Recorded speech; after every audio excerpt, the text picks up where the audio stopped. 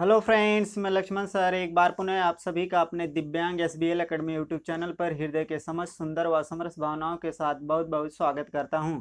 अगर आप first time मेरे चैनल पर विजिट कर रहे हैं तो आप लोगों से रिक्वेस्ट है कि चैनल को सब्सक्राइब करें और बेल आइकन बटन अवश्य प्रेस कर दें, जिससे हर वीडियो का नोटिफिकेशन शीघ्र आप तक पहुँचे और आप उसका लाभ उठा पाएँ।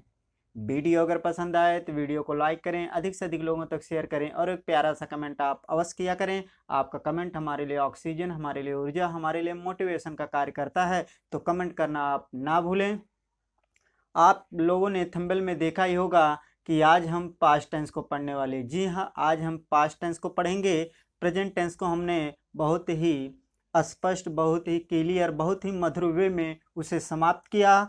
आज बात हम करेंगे पास्ट टेंस की। तो आइए सीधे हम लेक्चर की बात करें। देखिए, आज टेंस का लेक्चर 18 होगा। इसके अंतर्गत हम पढ़ने वाले पास्ट टेंस यानी भूतकाल। तो पहले हम जानेंगे भूतकाल की डिफिनेशन यानी परिभाषा। भूतकाल की डिफिनेशन क्या होती है, पास्ट टेंस का डिफिनेशन क्या होता है। तो देखिए, इसके अंतर्गत हमने लिखाया है, जब क्रिया द्वारा किसी कार्य या घटना का बीते हुए समय में घटित होने का बोध होता तो उसे पास्ट टेंस कहते हैं। जी हाँ, जब क्रिया द्वारा, कोई भी क्रिया होगी, जब क्रिया द्वारा किसी कार्य या घटना का बीते हुए समय में घटित होने का बोध होता है या ज्ञात होता है तो वहाँ पर क्या पास्ट टेंस होता है, उसे भूतकाल कहते हैं ना। कोई भी कार्य होगा, कोई भी घटना जो घटित होगी वह बीते हुए समय को इंडिकेट करेगी, इशारा करेगी कि यह जो कार्य या घटना जो हो चुका है, जो घटित हुआ है, यह बीत चुका है। क्रिया ही हमें बताएगी कि कोई कार्य, कोई घटना बीते हुए समय में पूर्ण हो चुकी है, घटित हो चुकी है या नहीं। अगर बीते हुए समय में कोई कार्य, कोई घटना पूर्ण हो चुका है तो वहाँ पर पास्ट टेंस होगा। जैसे कि हमने देखिए यहाँ लिखा है, वह बाजार गया था।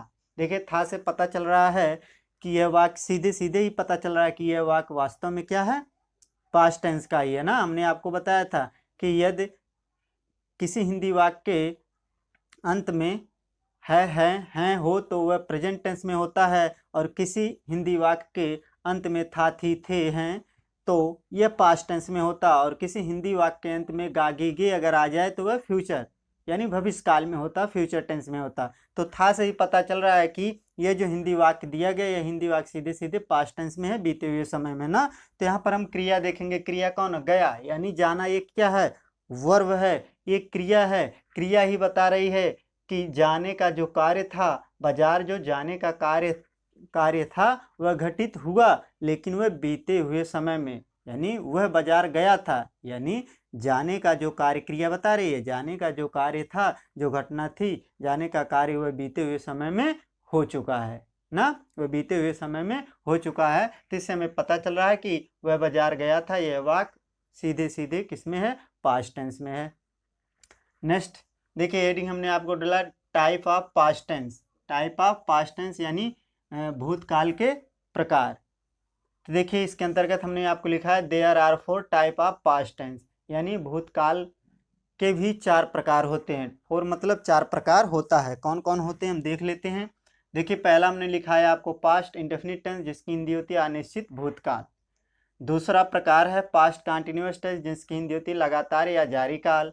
तीसरा होता पास्ट परफेक्ट टेंस, जिसकी हिंदी होती है पूर्ण काल। और चौथा है प्रकार पास्ट टेंस का पास्ट परफेक्ट कंटिन्यूअस टेंस, जिसकी हिंदी होती है कुछ पूरा, कुछ जारी या पूरा, पूर्ण काल। आइए इनको थोड़ा हम स्पष्ट कर लें, इनको डिटेल में आगे हम पढ़ेंगे।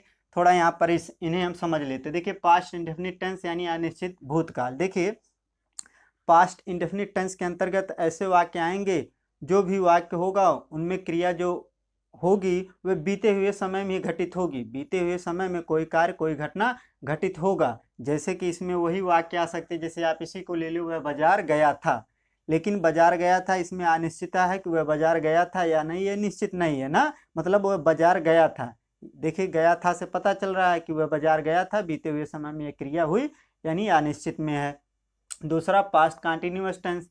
पास्ट कंटिन्यूअस टेंस के अंतर्गत ऐसे वाक्य आएंगे जिनमें जो क्रिया या कार्य घटित होगा वह लगातार क्या, जारी रहेगा। यानी घटना जो घटना होगी, लेकिन वह बीते हुए समय में होगी। जैसे कि वह पढ़ रहा था, वह पढ़ रहा था। देखिए, रहा से पता चल रहा है कि कार्य क्या है, पढ़ना, पढ़ने का कार्य वह जारी था, पढ़ रहा था, लेकिन क्या, बीते हुए समय में, यानी वह पढ़ रहा था, वह पढ़ रहा था, यानी बीते समय में वह पढ़ रहा था, कार्य जारी था बीते हुए समय में।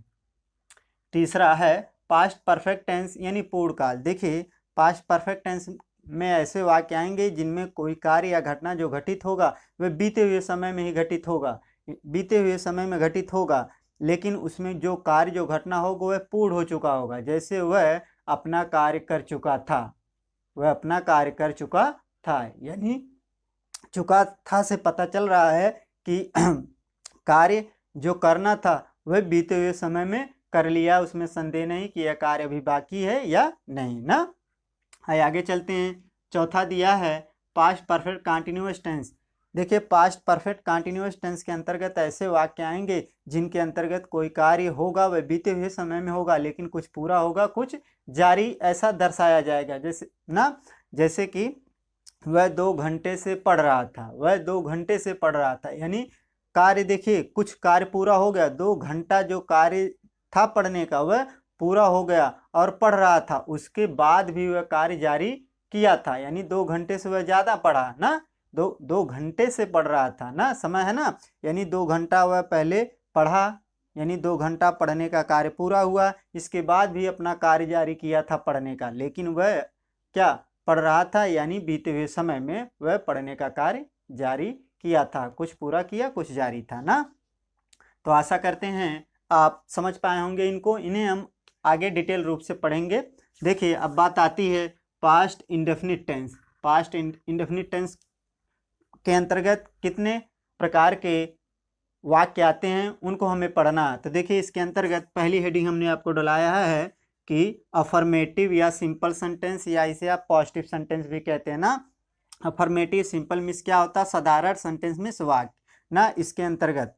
तो देखिए हम किसी भी हिंदी वाक्य को कैसे मानेंगे, कैसे जानेंगे कि कोई हिंदी वाक्य पास्ट टेंस का, पास्ट इंडेफिनिट टेंस का, क्या पास्ट इंडेफिनिट टेंस का अफर्मेटिव सिंपल या साधारण वाक्य, उसके लिए भी हमारे पास पहचान का ज्ञान होना चाहिए, पहचान की समझ होनी चाहिए। तो आइए सीधे हम आपको पहचान पर ले चलते हैं। देखिए हमने हेडिंग आपको डलाया पहचान, जिसकी अंग्रेजी होती है सिम्पटम।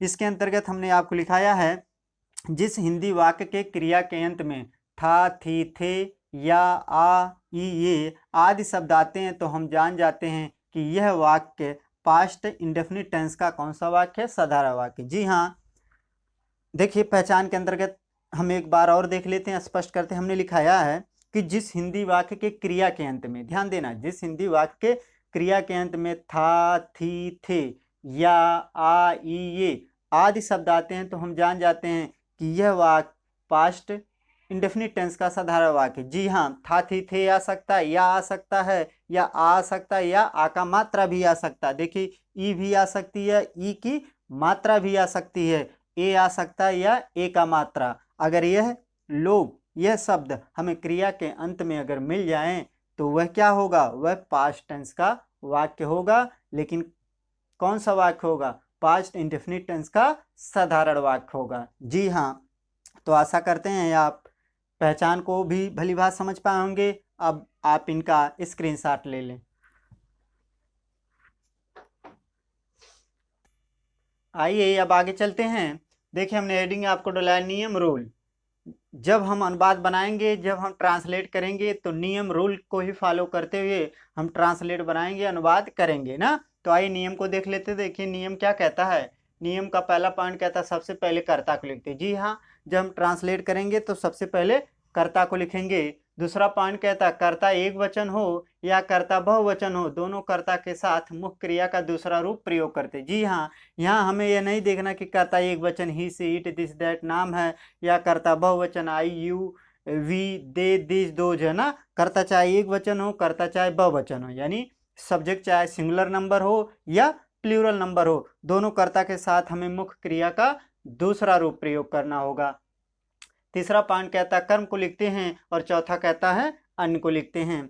आइए इस नियम का हम स्ट्रक्चर फार्मूला जो 60 रूप होता है उसे देख लेते हैं। देखिए 60 रूप भी वही कहता है, सबसे पहले सब्जेक्ट यानी कर्ता को लिखते हैं, इसके बाद मुख्य क्रिया का, मेन वर्ब का दूसरा रूप, मुख्य क्रिया का दूसरा रूप प्रयोग करते हैं, इसके बाद ऑब्जेक्ट यानी कर्म को लिखते हैं, इसके बाद अदर यानी अन्य को लिखते हैं। स्ट्रक्चर फार्मूला भी हमारा वही कहता है, नियम भी वही कहता है। अब बात आती है अनुवाद बनाने की, ट्रांसलेट करने की। ट्रांसलेट हम सीखें किसी हिंदी वाक्य का अंग्रेजी अनुवाद कैसे हम बनाएंगे, आइए सीधे हम एग्जाम्पल के माध्यम से सीखते हैं। देखिए एग्जाम्पल, पहला एग्जाम्पल दिया उसने, कल मुझे एक कलम दिया।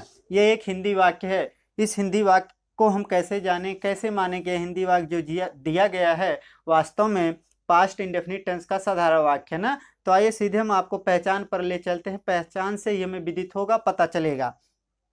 तो पहचान के अंतर्गत हमने आपको लिखाया है, जिस हिंदी वाक्य क्रिया के अंत में था, थी, थे, आई, ये आदि शब्द आते हैं तो हम जान जाते हैं कि यह वाक्य पास्ट इंडेफिनिट टेंस का साधारण वाक्य है, अफर्मेटिव या सिंपल सेंटेंस है ना। तो यहाँ हम देखेंगे, देखिए वर्ब को पहले ढूंढेंगे। वर्ब क्या है? दिया। दिया क्या है? कोई चीज देना या लेना, एक वर्ब है ना। तो इसके अंत में देखिए आ का मात्रा आप कहिए या आया है कि नहीं आया ना। तो इससे हमें विदित हुआ, पता चल गया कि ये जो हिंदी वाक्य दिया गया वास्तव में present perfect past indefinite tense का कौन सा वाक्य है? साधारण वाक्य है। आइए इसका अनुवाद करें। अनुवाद करने के लिए हम नियम पर जाएंगे और नियम का पहला पॉइंट क्या कहता है? सबसे पहले कर्ता को लिखते हैं। तो हम यहाँ पर सबसे पहले कर्ता को लिख देंगे। कर्ता कौन है? उसने। उसने की अंग्रेजी क्या होगी? ही। तो हमने ही को लिख दिया। अब दूसरा पॉइंट क्या कहता है नियम का? नियम का दूसरा पॉइंट यही कहता है कर्ता एक वचन या कर्ता बहुवचन, दोनों कर्ता के साथ मुख्य क्रिया का दूसरा रूप प्रयोग करना। तो हमें कर्ता देखना नहीं एक वचन या बहुवचन ना। मुख्य क्रिया कौन है? देना। देना का अंग्रेजी क्या होती है? गिव। लेकिन हमें सेकंड रूप इसका प्रयोग करना है, तो गिव का क्या हो जाता है? सेकंड रूप गिव। ठीक। अब आगे क्या कहता है? आगे नेक्स्ट पॉइंट कहता है, नियम का तीसरा पॉइंट कहता है कर्म को लिखते हैं यानी ऑब्जेक्ट को लिखते हैं। ऑब्जेक्ट कौन है? दो ऑब्जेक्ट यहाँ दिया है। देखिए एक कलम है, एक मुझे है ना। एक मुझे ऑब्जेक्ट है, एक कलम है। एक सजीव है, एक निर्जीव है ना। तो दोनों को आप आगे पीछे करके लिख सकते हैं। पहले आप सजीव को लिख दो। देखिए ये भी कर्म है, ये भी कर्म। तो सबसे पहले इसे मुझे की अंग्रेजी क्या हो जाएगी? मी आ पेन। ठीक। इसके बाद नेक्स्ट पॉइंट क्या कहता है? चौथा पॉइंट कहता है अन्य को लिखते हैं यानी अदर को लिखते हैं। अदर कौन है? कल। कल की अंग्रेजी क्या होगी यहाँ? कल। कल की अंग्रेजी यहाँ स्टरडे होगी। देखिए पास्ट टेंस में कल को दर्शाने के लिए स्टरडे आता है और फ्यूचर टेंस में कल को दर्शाने के लिए टुमारो आता है ना। तो यहाँ पर क्या हो जाएगा? स्टरडे। स्टरडे। ठीक, फुल स्टॉप। क्या हुआ हमारा translate? He gave me a pen yesterday. आइए आगे चलें। देखिए नेक्स्ट एग्जाम्पल दिया, मैं इस घर में रहता था। देखिए पहचान के अनुसार हम इसे देखते हैं। पहचान के अंतर्गत हमने आपको ये लिखा है, जिस हिंदी वाक्य क्रिया के अंत में था, थी, थे या आई, ये आदि शब्द आते हैं तो हम जान जाते हैं कि यह वाक्य पास्ट इंडेफिनिट टेंस का कौन सा वाक्य है? साधारण वाक्य है। देखिए रहना क्या है? रहना, ठहरना, रुकना, ये क्या? एक वर्ब, एक क्रिया है और इसके अंत में था है ना। इस क्रिया के अंत में था शब्द आया ना। तो इससे हमें विदित हुआ, हमें पता चला कि वास्तव में यह भी हिंदी वाक्य प्रेजेंट इंडेफिनिट टेंस का कौन सा वाक्य है? साधारण वाक्य है। आइए इसका भी अनुवाद कर डालें, ट्रांसलेट कर डालें। ट्रांसलेट करने के लिए हम नियम पर जाएंगे और नियम का पहला पॉइंट ये कहता है कि सबसे पहले क्या करते हैं? किसको लिखते हैं? कर्ता को लिखते हैं। कर्ता कौन? मैं की अंग्रेजी क्या होती है? आई। तो आई को हमने लिख दिया। दूसरा पॉइंट क्या कहता है नियम का? यही कहता है कि कर्ता एक वचन हो या कर्ता बहुवचन, दोनों कर्ता के साथ मुख्य क्रिया का दूसरा रूप लिखते हैं ना। मुख्य क्रिया का मुख्य क्रिया कौन है? रहना। रहना का अंग्रेजी क्या आती है? लिव। तो यहाँ थर्ड रूप हमें प्रयोग करना, तो क्या हो जाएगा? लिव्ड। ईडी जोड़ देंगे तो लिव्ड हो जाएगा थर्ड रूप। ठीक, लिव्ड। I lived. नेक्स्ट तीसरा पॉइंट क्या कहता है? कर्म को लिखते हैं। कर्म कौन होगा यहाँ पर? इस घर में आप जब रहेंगे ये आपका कर्म हो जाएगा। तो क्या हो जाएगा? In this house. In this house कहिए या होम कहिए, हाउस। Full stop. क्या हुआ हमारा translate? I lived in this house. आइए आगे चलें। देखिए नेक्स्ट एग्जाम्पल दिया है, उसने अपने पिता को एक पत्र लिखा। तो पहचान के अनुसार इसे भी हम देख लेते हैं। पहचान के अंतर्गत हमने आपको ये लिखा है, जिस हिंदी वाक्य के क्रिया के अंत में था, थी, थे या आई, ये आदि शब्द आते हैं तो हम जान जाते हैं कि यह वाक्य पास्ट इंडेफिनिट टेंस का साधारण वाक्य है, अफर्मेटिव या सिंपल सेंटेंस है ना।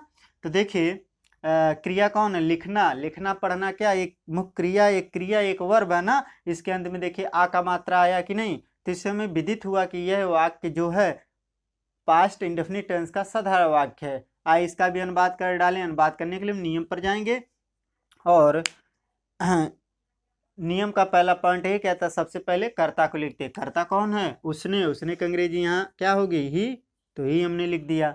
नेक्स्ट पॉइंट क्या कहता है, नियम का यही कहता है कि कर्ता एक वचन हो या कर्ता बहुवचन, दोनों कर्ता के साथ मुख्य क्रिया कौन सा रूप लिखते हैं, दूसरा रूप। मुख्य क्रिया कौन है, लिखना, लिखना की अंग्रेजी क्या आती है, राइट, लेकिन थर्ड रूप हमें प्रयोग करना, तो क्या हो जाएगा, रोट। ठीक, रोट हमने लिख दिया। नेक्स्ट पॉइंट, तीसरा पॉइंट क्या कहता है, तीसरा पॉइंट यही कहता है कि कर्म को लिखते हैं। कर्म कौन होगा, जब आप एक पत्र लिखेंगे तो आपका कर्म हो जाएगा ना, ये पत्र लिखना आपका कर्म होगा, तो क्या हो जाएगा, आ लेटर। ठीक, इसके बाद नेक्स्ट पॉइंट क्या कहता है, अन्य को लिखते हैं। अन्य यानी अपने पिता को क्या, देखिए ही के साथ अपने के लिए किसका प्रयोग करते हैं, ही के साथ अपने के लिए हिज का प्रयोग होता है, हिज फादर, फुल स्टॉप। क्या हुआ हमारा translate, he wrote a letter his father. आइए आगे चलें। देखिए नेक्स्ट एग्जाम्पल दिया है, बढ़ई ने एक कुर्सी बनाई। देखिए पहचान के अनुसार हिंदी वाक्य के क्या पहचान के अंतर्गत हमने क्या लिखा है, जिस हिंदी वाक्य के क्रिया के अंत में था, थी, थे या आ, ये आदि शब्द आते हैं, तो हम जान जाते हैं कि यह वाक्य पास्ट इंडेफिनिट टेंस का साधारण वाक्य है। देखिए क्रिया क्या, बनाना ये क्या है, एक क्रिया है और इसके अंत में ई आया है ना, तो इससे में विदित हुआ, पता चला कि यह भी हिंदी वाक्य पास्ट इंडेफिनिट टेंस का साधारण वाक्य है। आइए इसका भी अनुवाद कर डालें, ट्रांसलेट कर डालें। ट्रांसलेट करने के लिए नियम पर जाएंगे और नियम का पहला पॉइंट यही कहता है, सबसे पहले किसे लिखते हैं, सबसे पहले कर्ता को लिखते हैं। कर्ता कौन है, बढ़ई की अंग्रेजी क्या होती है, द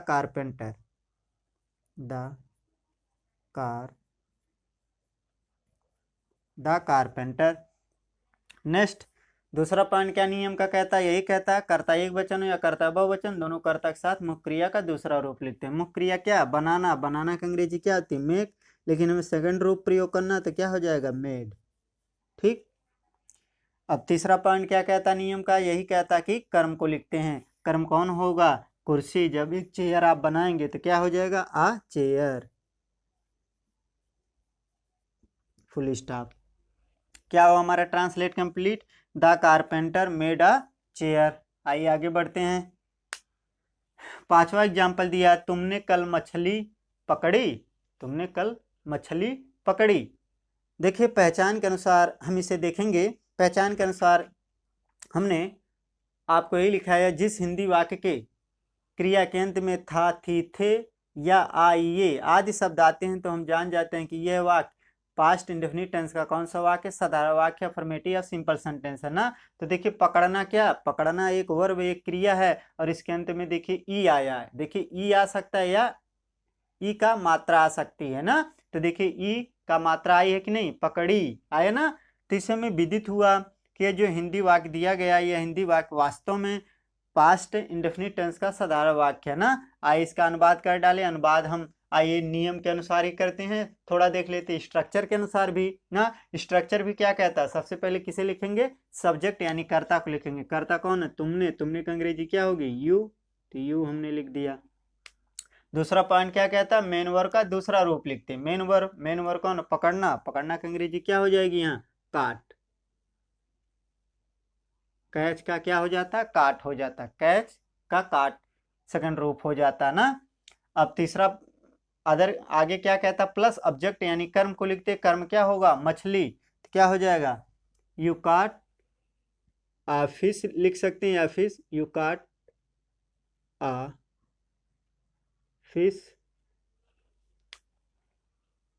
इसके बाद नेक्स्ट पॉइंट क्या कहता, अदर को लिखते हैं। अदर क्या होगा, अदर कौन होगा, नेक्स्ट ही क्या है, अदर कौन है, कल, और पास्ट टेंस में कल को दर्शाने के लिए किसका प्रयोग करते हैं, स्टरडे का, तो स्टरडे यहाँ लिख देंगे, स्टरडे। Full stop. क्या हुआ हमारा ट्रांसलेट कंप्लीट। यू काट अ फिश यस्टरडे। नेक्स्ट छठा एग्जाम्पल दिया है, उन्होंने कुछ पके आम खरीदे थे। तो देखिए पहचान के अनुसार क्या, जिस हिंदी वाक्य क्रिया के अंत में था, थी, थे या आइए आदि शब्द आते हैं तो हम जान जाते हैं कि यह वाक्य पास्ट इंडेफिनिट टेंस का साधारण वाक्य ना। देखिए खरीदना क्या, खरीदना एक क्रिया एक वर्ब, इसके अंत में थे शब्द आया ना, तो इससे हमें विदित हुआ कि ये जो हिंदी वाक्य दिया गया है यह हिंदी वाक्य क्या है, पास्ट इंडेफिनिट टेंस का साधारण वाक्य है। आज इसका अनुवाद कर डालें। अनुवाद करने के लिए, ट्रांसलेट करने के लिए नियम पर जाएंगे, और नियम का पहला पॉइंट क्या कहता है, यही कहता है कि सबसे पहले कर्ता को लिखते हैं। कर्ता कौन, उन्होंने। उन्होंने की अंग्रेजी क्या होती है, दे, तुम लिख देंगे यहाँ पर दे। नेक्स्ट पॉइंट क्या कहता है नियम का, ये कहता है कर्ता एक वचन हो या कर्ता बहुवचन, दोनों कर्ता के साथ मुख्य क्रिया का दूसरा रूप प्रयोग करते हैं। मुख्य क्रिया कौन है, खरीदना। खरीदना की अंग्रेजी बाई होता, लेकिन हमें यहाँ क्या करना, हमें सेकंड रूप प्रयोग करना, तो क्या हो जाएगा, बाई का बाट हो जाता है, बाई का बाट। नेक्स्ट क्या कहता है नियम का, नेक्स्ट पॉइंट क्या कहता है, तीसरा पॉइंट क्या कहता है, कर्म को लिखते। कर्म क्या होगा, कुछ पके आम। कुछ पके आम जो आप खरीदेंगे वह आपका कर्म हो जाएगा। तो यहाँ हो जाएगा some ripe mangoes, full stop. क्या हुआ, दे बाट सम राइप मैंगोज। आइए आगे चलें। सातवां दिया, हरि ने कल अपने बड़े भाई को बुलाया था।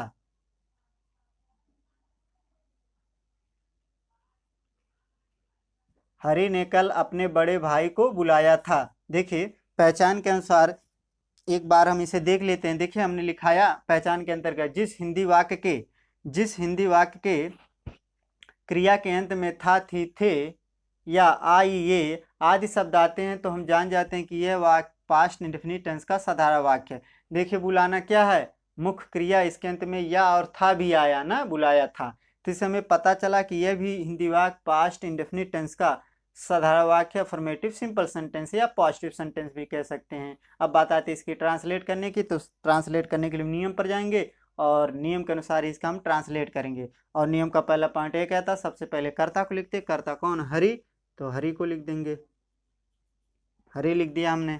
नेक्स्ट पॉइंट क्या कहता है कि कर्ता एक वचन हो या कर्ता बहुवचन। नियम का यही दूसरा पॉइंट कहता है ना, कर्ता एक वचन हो या बहुवचन, दोनों कर्ता के साथ मुख्य क्रिया का दूसरा रूप प्रयोग करते हैं। मुख्य क्रिया कौन, बुलाना। बुलाना की अंग्रेजी क्या होती है, कॉल, इसमें क्या लगा देंगे, ईडी, तो ये हो जाएगा कॉल्ड, थर्ड रूप हो जाएगा। ठीक, इसके बाद नेक्स्ट पॉइंट क्या कहता है, तीसरा पॉइंट ये कहता है कर्म को लिखते हैं। कर्म क्या होगा, अपने बड़े भाई को जब बुलाएंगे तो क्या हो जाएगा, अपना एल्डर ब्रदर ना, एल्डर क्या हो जाएगा, हरि। हरि अपने के लिए, देखिए नाम के साथ अपने के लिए किसका प्रयोग करते हैं, हिज का, his Elder brother, his Elder brother. ठीक, ये आपका कर्म हुआ। नेक्स्ट कहता है अन्य को लिखते हैं। अन्य है इसमें, जी हाँ कल है, तो कल को हम यहाँ लिख देंगे यस्टरडे,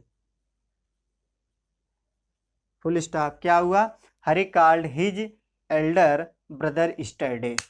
तो आशा करते हैं आप सभी एग्जाम्पल को बेहतर समझ पाए होंगे, लगभग आप स्पष्ट कर चुके होंगे, सीख पाए होंगे ट्रांसलेट करना, अनुवाद बनाना। तो अगर यह वीडियो आप लोगों को पसंद आई हो तो वीडियो को लाइक कर दें, अधिक से अधिक लोगों तक शेयर भी कर दें। तो आज के लिए इतना ही, आप लोगों का बहुत बहुत धन्यवाद।